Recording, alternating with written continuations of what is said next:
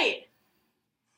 So, my presentation was on the effect of live and recorded music, specifically in older adults with Alzheimer's and dementia. But before we get into my own research, why did I even choose this topic? I have a personal experience. My grandpa actually has Alzheimer's and dementia disease, so that kind of drew me into the field of music therapy to begin with. So I've always been also really interested in this population. And secondly, everyone grows old, so it's kind of important for us as music therapists, even if we don't necessarily work with older adults yet. Our clients will grow old eventually. And then later I'm going to discuss some why Down syndrome or individuals with Down syndrome are more susceptible to developing Alzheimer's disease. So dementia is just a general umbrella term to categorize 4 different types of dementias.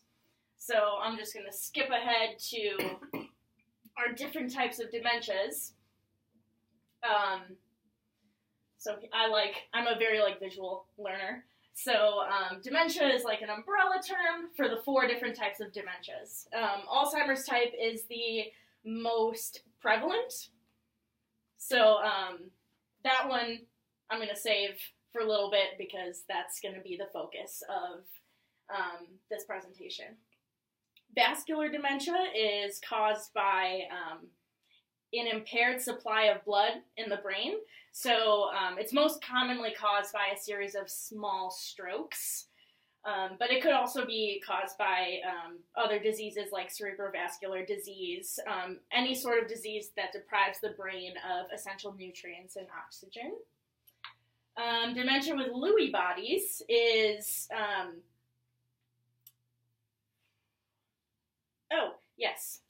dementia with Lewy bodies is more associated with movement-like symptoms, so symptoms associated with Parkinson's, rather than memory loss, like in Alzheimer's disease. So in dementia with Lewy bodies, we might see more tremors, hard times with walking, any sort of motor movement. And then the final and least prevalent type of dementia is frontotemporal, and by the name you can kind of guess that it affects the frontal lobe and the temporal lobe of the brain.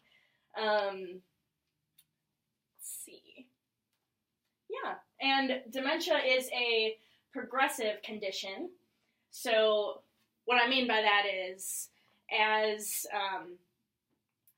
it only gets worse over time, and there's no cure found yet for any of these types of dementias, but hopefully one day, right? Okay. Little prevalence statistic. 5.7 million Americans age 65 and older have Alzheimer's disease, and that's about 10% of adults 65 and older. I just thought that was a really compelling statistic because, that's a lot of people. All right, so signs and symptoms of dementia. Memory problems, that's probably the number one most prevalent and first noticed symptom. Confusion, decreased concentration, changes in behavior and personality, increased depression, anxiety, or agitation, and loss of ability to perform everyday life tasks. So I kind of like to think of these symptoms almost being tied to the memory loss problems, because if you just couldn't remember certain things, recent events that just happened, that could cause some agitation or frustration in some people, or even some anxiety or behavior changes. So I think that, almost like the memory problems is the umbrella term for the rest of the symptoms. I think they're all related. Before I move on, symptoms are caused due to certain protein levels in the brain. So there's a protein called amyloid and tau, and when someone with Alzheimer's or dementia has increased levels of those proteins in the brain, then that can cause these symptoms like memory loss and things like that. So I like to kind of think of the protein tau as railroad tracks. So tau kind of transports those essential nutrients and oxygen to the brain. And when they get all tangled up and they start to fall apart, then those essential nutrients and oxygens are not transported to the brain. And that's kind of what causes these symptoms.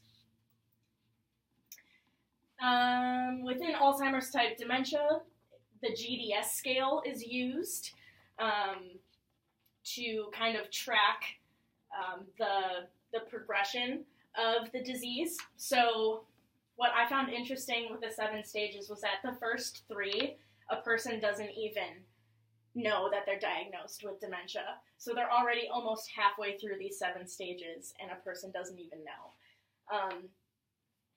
Stage 1 is no cognitive decline, so that's just like all of us in the room. We're just, typical functioning people. And then 2 is very mild decline. So you might start to, this might be more so typical, like forgetfulness associated with aging. That would be stage 2. And then mild would be when loved ones start to notice, like, something's not quite right, something's going on, we should go to the doctor. And then stage 4 is the early stage when people are diagnosed with dementia. So yes, stage 4 is when you're diagnosed. That is when you have a hard time concentrating, remembering recent events. And then 5 and 6 are the middle stages. So stage 5, you need you start to have assistance with activities of daily living. So bathing, dressing, preparing meals, and in this stage you might not be able to remember your phone number or address. Let's see. Then stage 6 is severe. That is when you start to need more extensive care and assistance with activities of daily living. So, let's see. Oh, and also loss of bladder and bowel control. Stage 7, these are the type of people that I saw weekly at the nursing home. They may have essentially no ability to speak or communicate, or really do any sort of activity of daily living for themselves. They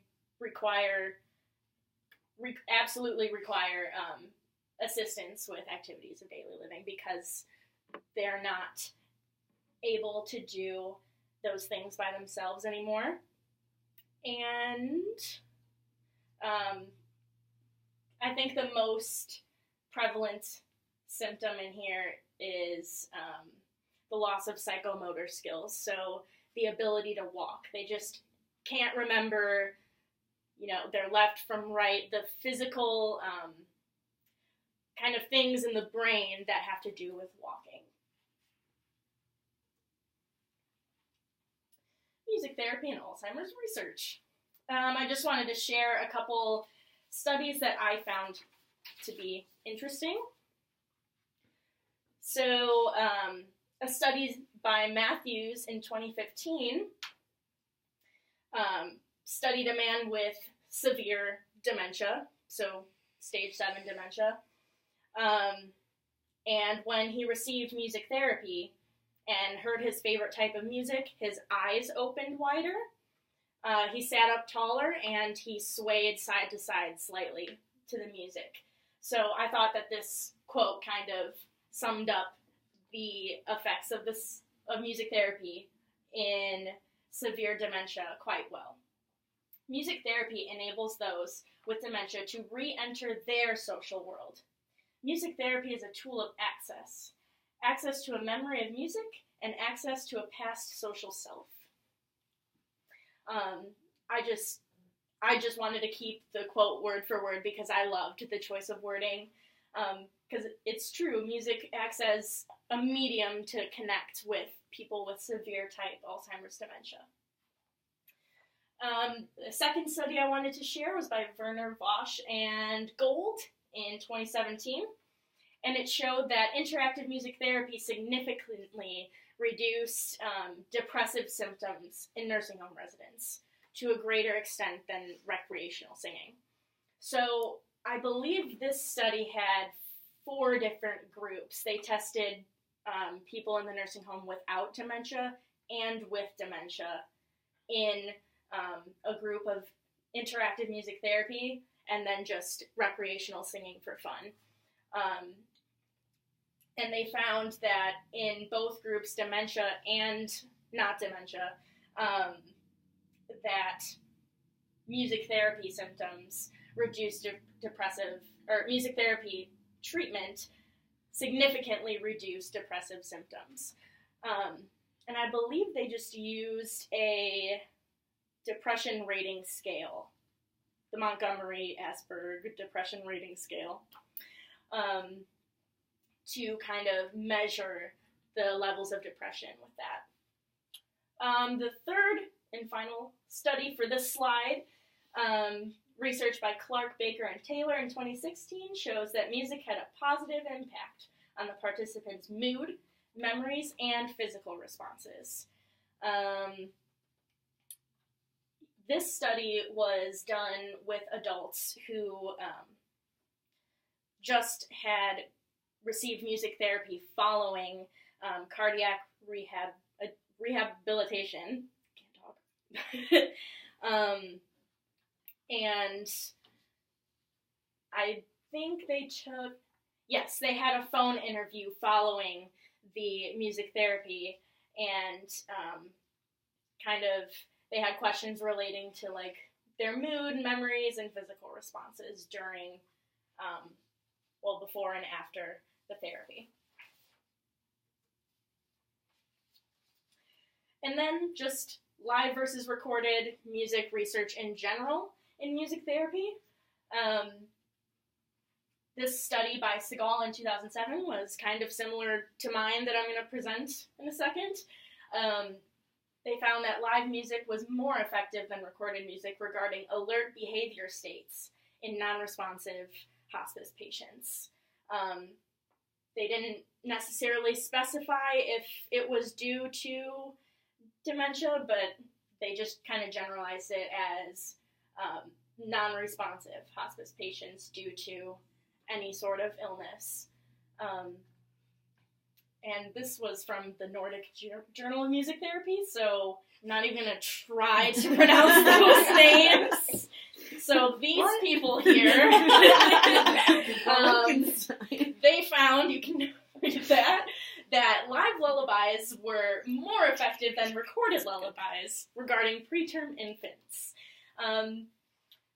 So this kind of shows that live and recorded music has an effect not only with older adults, but as young as little infant babies too. So music therapy is used across the lifespan. And then the final study by another German name that I'm not going to pronounce is listening to music stimulates dopaminergic regions of the brain, the same region of the brain involved with reinforcement learning. Steckmutter. Yes. Thank you. You're welcome. I took German, but it's been a little while since then. Thanks, Chelsea. I thought that study was interesting because music therapy does help with learning, even if it's not necessarily music therapy. Okay, we're good. I mean, we all learned the ABCs as a little kid to the tune of the ABC song, so Twinkle Twinkle and Baba, whatever it is, Baba Black Sheep. So pairing music with pairing music with a song to kind of remember whatever the learning behavior is works. What are can you go back, please? What are the dopaminergic dopaminergic regions of the brain? Where is that exactly? Because you've referenced like the frontotemporal stage of dementia. So where exactly is that? What region of the brain is that referring to? I'm not exactly sure. I can't quite remember where exactly that is. I want to say the frontal lobe, but I can't quite remember. Sure. Yeah.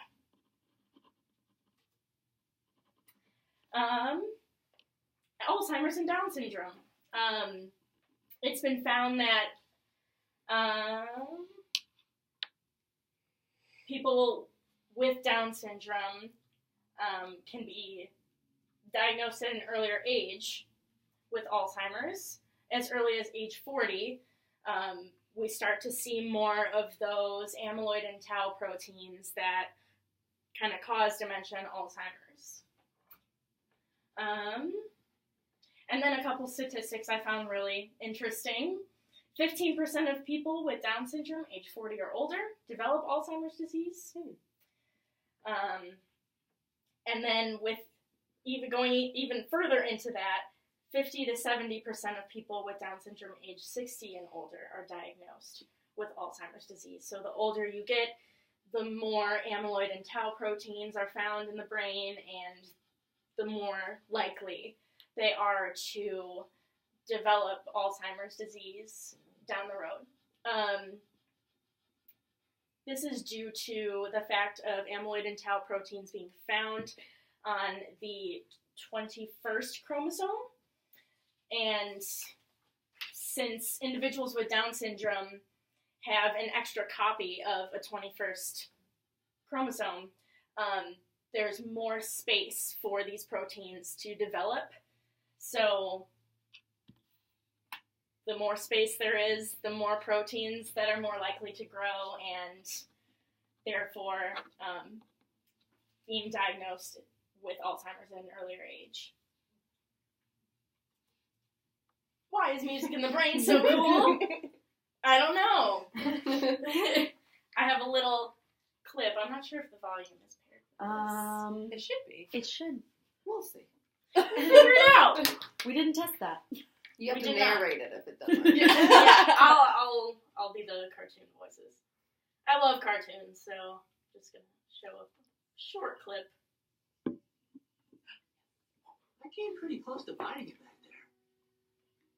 I never would have gotten out of there without your singing. It's amazing how strong that song was. Music is powerful, man. It speaks to a primal pit in our brains. It makes anyone want to get up and get their knees going.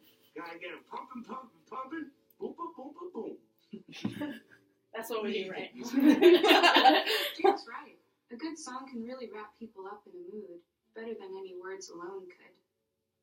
Actually, I've been working on a new song myself. It's about a really specific feeling that's hard to describe. Would you like to hear it? Sure. Yeah. And then that's the Adventure Time theme song. So I'm just gonna stop it right there. If it'll let me move on. No, it just wants to replay it again. Encore. There we go. So, here's my quote on that. Music is powerful, man. It speaks to a primal pit in our brains. And based on the research presented, it kind of does. So I just, put that in. All right, the moment you have all been waiting for, I'm sure, my personal research at the nursing home. Based on all the research and literature review I presented, I hypothesized that live music will elicit more responses than recording music. I saw 2 residents at a local nursing home in Lafayette.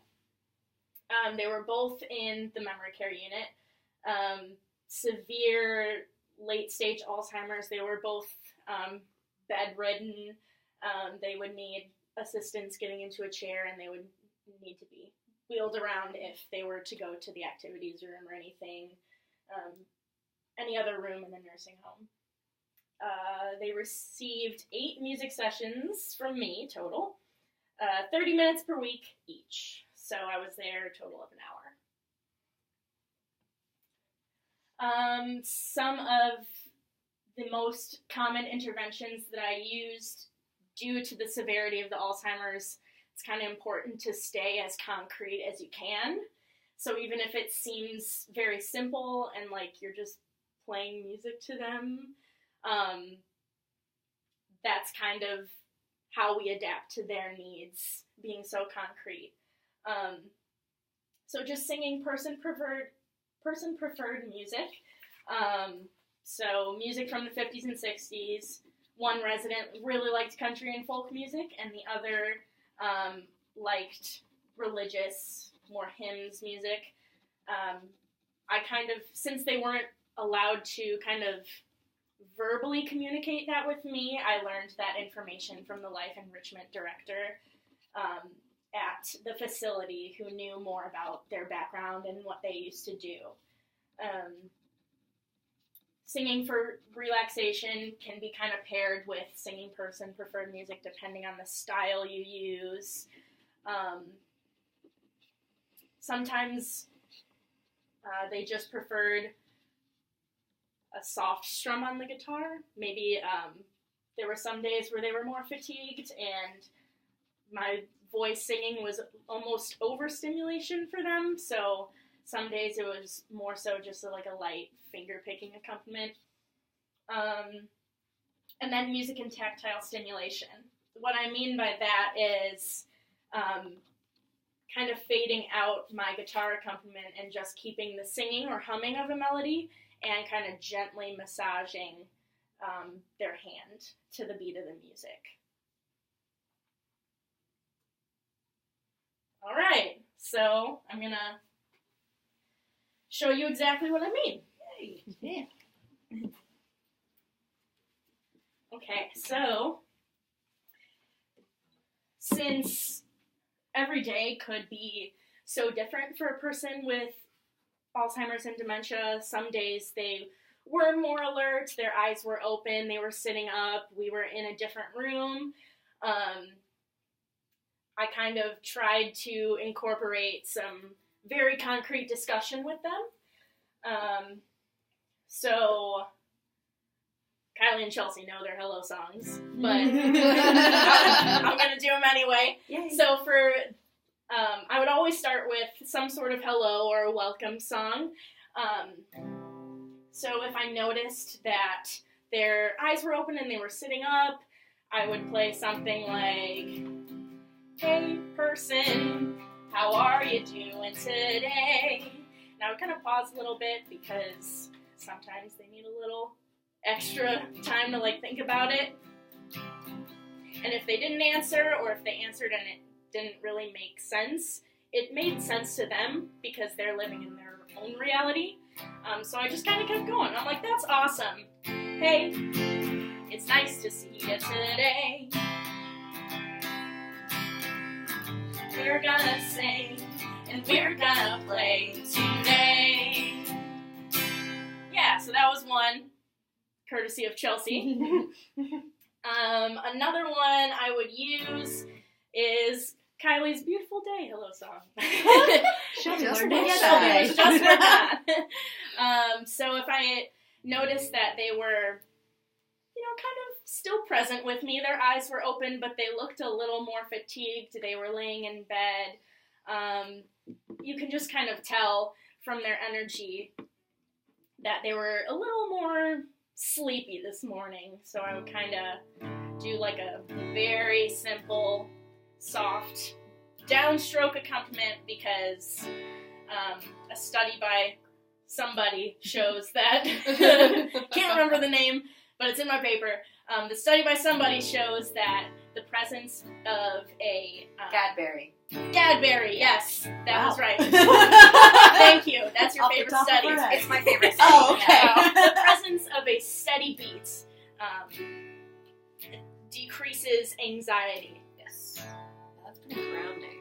Yes, It's very grounding. So, it's a beautiful day. So happy to be. It's a beautiful day. So happy to be. Here we are, making music together. Hearing music, it's a beautiful day. So, sometimes if they kind of sat up after hearing guitar accompaniment, I would change the lyrics on the spot to like, it's a beautiful day. How are you today? Like whatever I thought of in this moment. So yeah, every day was so different, so it just kind of depended on the day. It was almost like a little mini assessment every time I went in. Let's see. No. I don't know why I'm taking this off. I'm getting ready. Okay, so then, again, if I noted that they were still kind of, in that alert state with their eyes open and they were sitting up, I would go and try to communicate that with them even further through some more song choices. So, the woman who liked country and folk music, I would use Sunshine on My Shoulders. So I would start.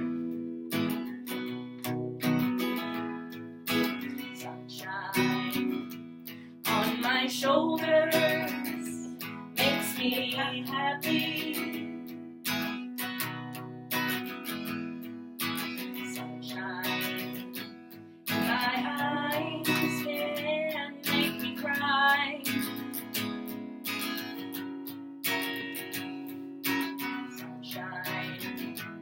On the water, looks so lovely. Sunshine almost always makes me smile. Uh-oh. Perfect timing. Put in my password. There we go. So I would kind of keep vamping that musical grounded accompaniment. And I would be like, you know what? It's kind of sunny today. Sunshine makes me really happy. And I would start with a closed-ended question. So, does sunshine make you happy? Sometimes I would get a yes or no, but I mean, if they just kind of stared at me, I would just keep going, like, that's great. Because again, you have to go with their reality, because it's whatever reality they're in, it's so real to them. And just, I guess, like, being present in their reality with them is really crucial. And forgot where I was going with that. I guess, like, really nice for them. Validating, yeah. Yes. Yeah. That's the word. Yeah. So then I would possibly go on and say, like, well, sunshine, sunny weather makes me really happy. What makes you happy? And I got a couple, like, babbles or whatever. And you have to validate that behavior and that response and say, That's really awesome. I'm glad to hear that makes you happy. Thank you for sharing that with me. So yeah, those were two kind of examples on how I would include discussion with this population. Tactile stimulation process, I would normally start with guitar accompaniment, so love me tender, love me sweet, never let me go. And then after I would go through, the verse, chorus, then I would slow it down to just that simple downbeat. Love me tender, love me sweet, never let me go. And then I might kind of fade out the strumming and keep humming. So I go, Then I said, I would whisper softly, like, can I take your hand? And, they would just kind of have their hand out and ready. And I would kind of massage it back and forth to the beat of the music and continue humming and then eventually build in the singing again. So that was kind of what I meant by tactile stimulation.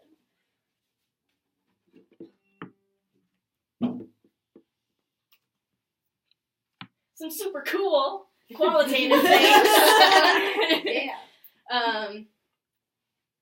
So I just wanted to talk about some qualitative data I took. Some pretty cool responses from people who normally don't verbally or physically respond to anyone at all. I actually got a hi after singing the hello song. And I'm good, how are you? So, yeah, because I was singing, hey, person, how are you doing today? And she was like, I'm good, how are you? And I was like, whoa! What? That only happened one time, but it's the little things. It's the small victories.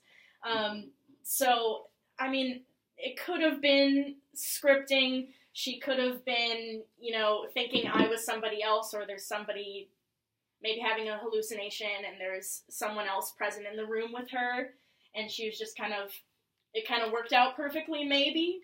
But regardless, it's still important to note, and I found that really cool. And then for this person, I sang You Are My Sunshine, just because I feel like even though we are all drilled to learn this song in school, I think that this is one of the most well-known songs in this population, and if I want to get any sort of verbal response, I would choose this song to sing with people in stage 7 dementia. Don't tell Lindsay. I know, don't tell Lindsay, guys. I knew somebody was going to say it. But, it worked. The woman I was singing it to, I kind of stopped singing and just included guitar accompaniment, and she goes, you, and she, just said you over and over again, and, kind of prompting me, why did you stop singing?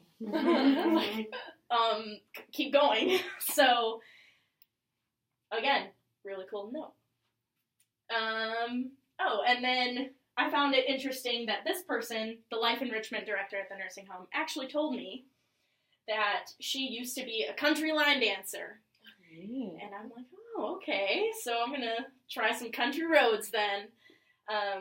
And this was one of the sessions where we were in a separate room than her room, and she was in her chair that I had a wheel over, but she was sitting in her chair, and she was lifting up her leg like this, up and down, in time with the music, which I wasn't really directing her to do that, so I just thought that was cool to note that music encouraged her to do some country line dancing for me.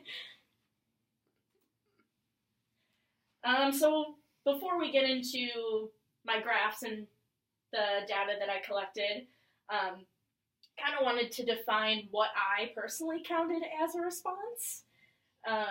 So I counted deeper breathing because that is usually a sign, or we use as coping skill to relax. Relaxed jaw or open mouth. Vocalizations or verbalizations like you are my sunshine. Any change in facial affect, I counted, I think, a couple like eyebrow raises, like, oh, I like this song, or like some more like scrunched grimace faces, like maybe this person had some sort of memory trigger or emotional connection to that song, and I kind of had to be careful and kind of figure out what she was trying to communicate with me. Changes in asleep and awake state. Sometimes I would just go in their room and they would already be asleep, but then as soon as I start playing the guitar, their eyes are like, oh, somebody's here. I counted the change in the state, and vice versa. So if they were awake and then I noticed more deep breathing and dropped jaws, then I counted drifting to sleep as a sign of relaxation. And then movement of any limb to the music, just like the Country Roads line dance. All right, so here's person A's responses. The red is the live music and the blue is the recorded. I mean, I kind of expected this, but I didn't expect there to be a gap like that big. So that was really cool to see. And person B's responses. Again, live music. There was never a point where the live music was below the recorded music. Something I thought was also pretty interesting about this graph was that you can see that the trend lines of both live and recorded music are the same. So as one goes up, the other goes up. So that kind of, to me, indicates, I interpreted that as like, oh, they were more fatigued and asleep this day, and then they were more alert and ready for music this day, and yeah, that's kind of how I interpreted that. In person A's responses, we sort of see the same thing, but it's less consistent as person B's. We see like a decline and then an increase and then a decline again. So I thought that the relationship between the trend lines in both lines of responses was interesting to me.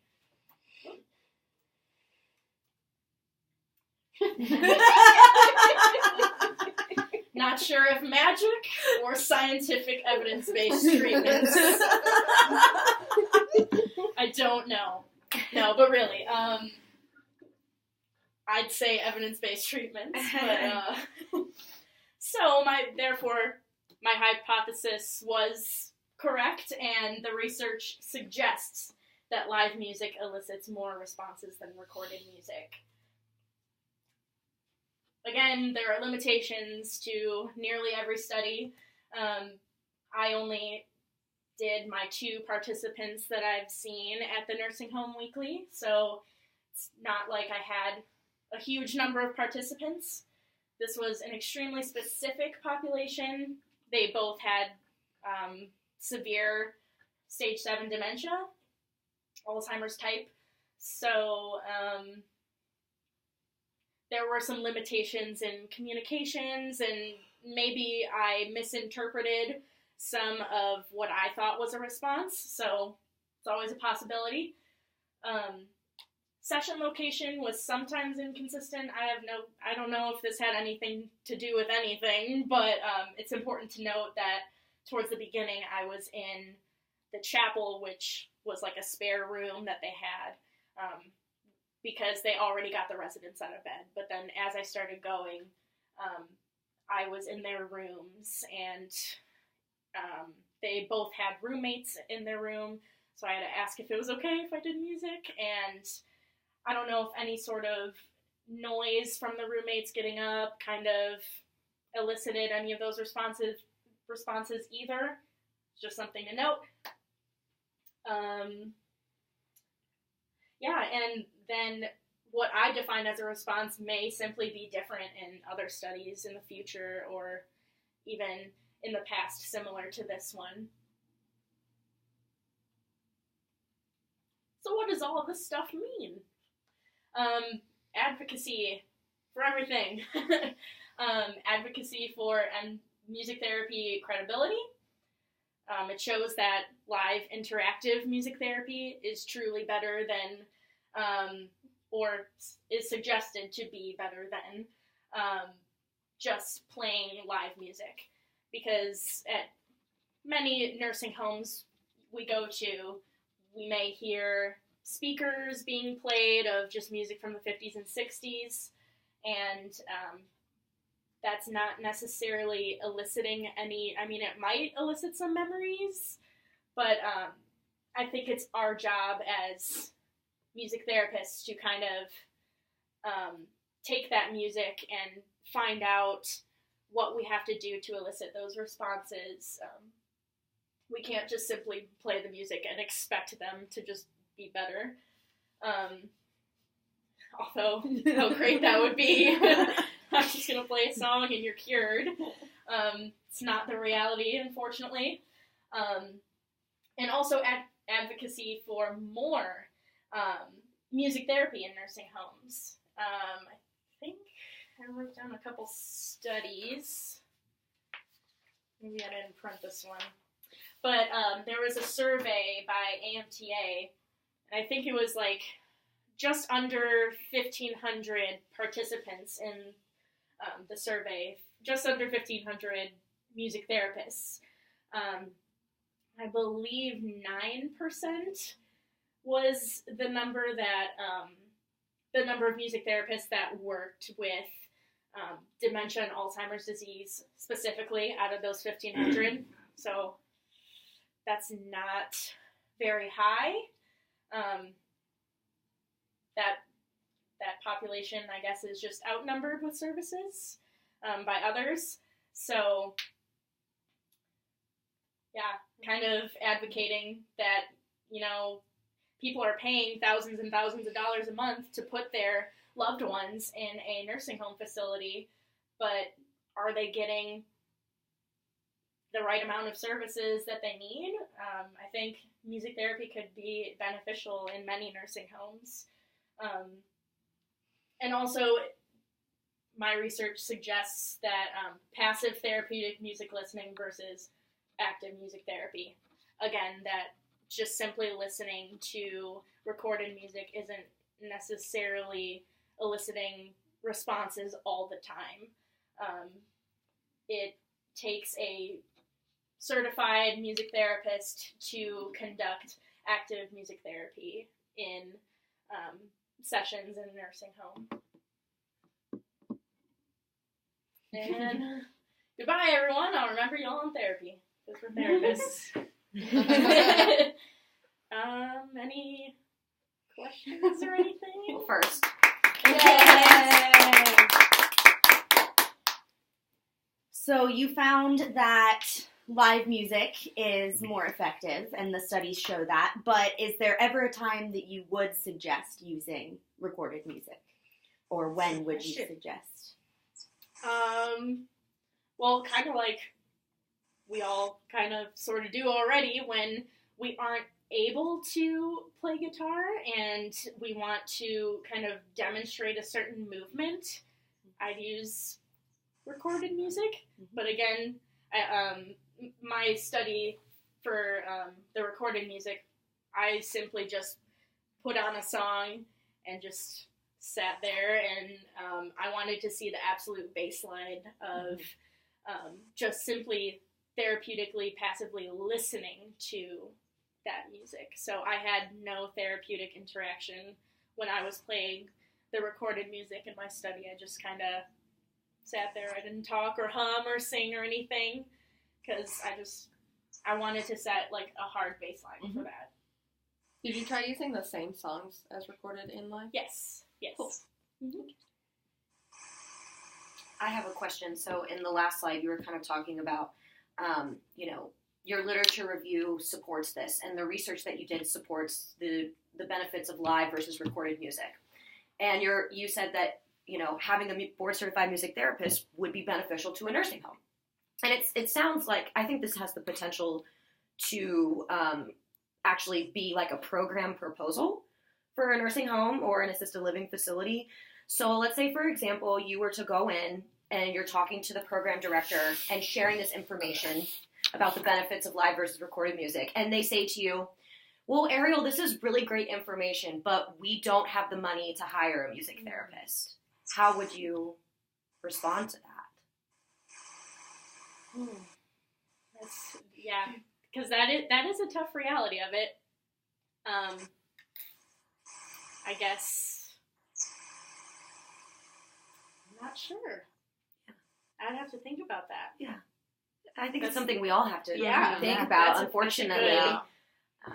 Sometimes Consideration, they might say something like, well, we already have musicians that come in and play music. Yeah. So how do you respond to that? We already have. But, It's not the same. We have music performers. Yeah, we have Yes. volunteers Yeah. that come do music therapy. In that case, It's reinforce the difference of performances versus therapeutic music. Yes.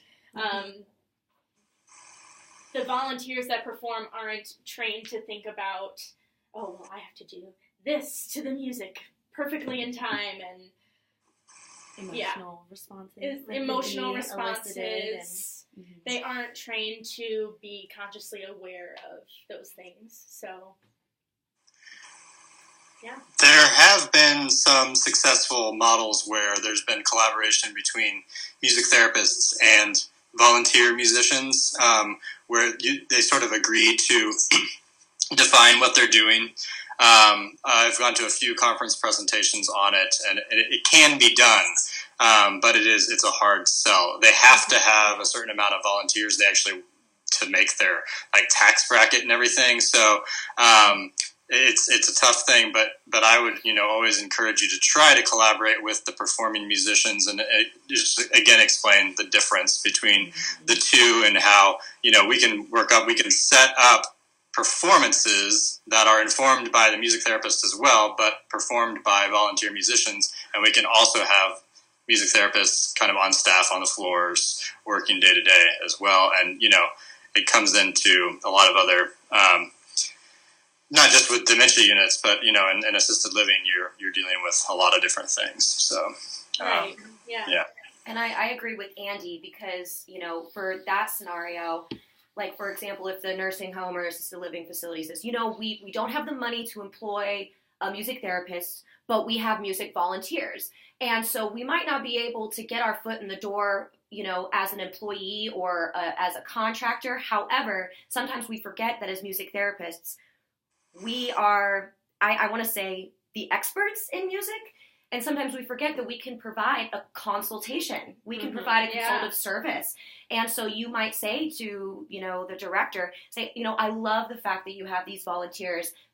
However, it is important that, the music that is in this facility or nursing home is safe for your residents. Yeah. And I would love to be able to work with your volunteers and show them what Andy was saying about, Yeah, because we inform. Yeah, and you're still advocating for music therapy, and we might not be able to get a job, but, we don't own music, but we can actually, get in there, and we don't own it, but, we forget. You could provide a consultation service. Yeah, that's a good idea. Yeah. Depending on what they'd be willing to pay. You just have to highlight what you bring and why they will benefit from you instead of, I don't know. Instead of just, that music is good. Here's how I make music better. Yeah, and if you provide those consultation services, then, you get your foot in the door, and then maybe the people will start to see that, oh, wow, this music therapy stuff is great. You never know. You never know. Yeah. You kind of learn that you kind of have to prove yourself first, and then they see the benefit. Yeah. Yeah.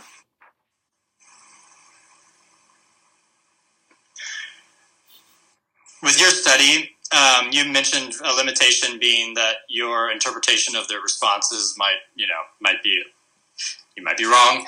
Did you decide what responses you were looking for before you went in there? Or did you kind of say, "Oh, I got this," or you mentioned the deep breathing, the facial expressions, that sort of thing. I went in just to kind of like talk to the life enrichment director, and then I kind of like met with a couple of the residents to see the kind of exactly what stage of dementia they're in, because I mean, Alzheimer's and dementia can look like so many different things in different stages. So when I found out that they were in the final stages, then that's when I decided. So I set my responses when I saw, like, just physically saw them, but not before the music therapy. Okay. Yes. Kind of going off of Andy's question, did you talk to those directors about what responses maybe are worth looking for, or did you like base those defined responses off of any sort of other scale that's maybe already used in this field? Sure. Or with this population? Those responses for me were, I was consulting with the life enrichment director, so some of them, like deep breathing, were encouraged by her. She like really liked the relaxation aspect of it, but I also noted, there might be days where it's not just relaxation all the time. So I personally kind of went in and just kind of added like a movement response as well. Mm. So it was a little bit of a collaboration between me and the life enrichment director.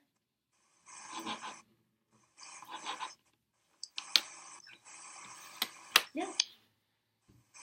Is that it? I don't have any more questions.